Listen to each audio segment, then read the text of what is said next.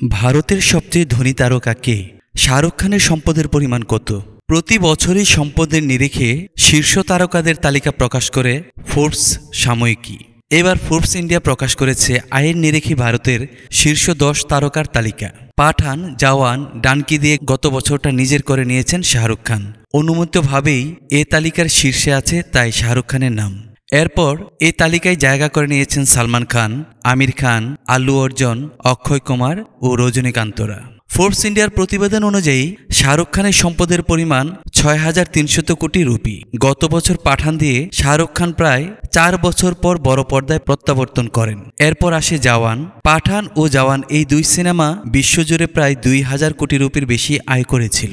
Donkey ছবিটিও মোটের উপর ভালোই ব্যবসা করেছিল। সব মিলিয়েই ভারতের সবচেয়ে বিত্তশালী তারকা হয়েছেন শাহরুখ খান। ফোর্বসের তালিকায় এরপরেই আছেন সালমান খান, ২,৯০০ কোটি রুপি। এরপরেই আছেন অক্ষয় কুমার, ২,৫০০ কোটি রুপির সম্পত্তি আছে তার। অন্যদিকে আমির খান ১,৮৬২ কোটি রুপির মালিক।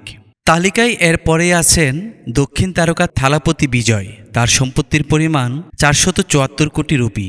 অন্যদিকে রজনীকান্তের আছে ৪৩০ কোটি রুপির সম্পত্তি। পুষ্পা অভিনেতা আল্লু অর্জুনের সম্পত্তি আছে ৩৫০ কোটি রুপি। প্রভাস ও অজিত কুমারের সম্পত্তির মূল্য যথাক্রমে ২৪১ কোটি ও ১৯৬ কোটি রুপি। এ তালিকার ১০ম স্থানে আছেন কমল হাসান, তার সম্পত্তির পরিমাণ ১৫০ কোটি রুপি।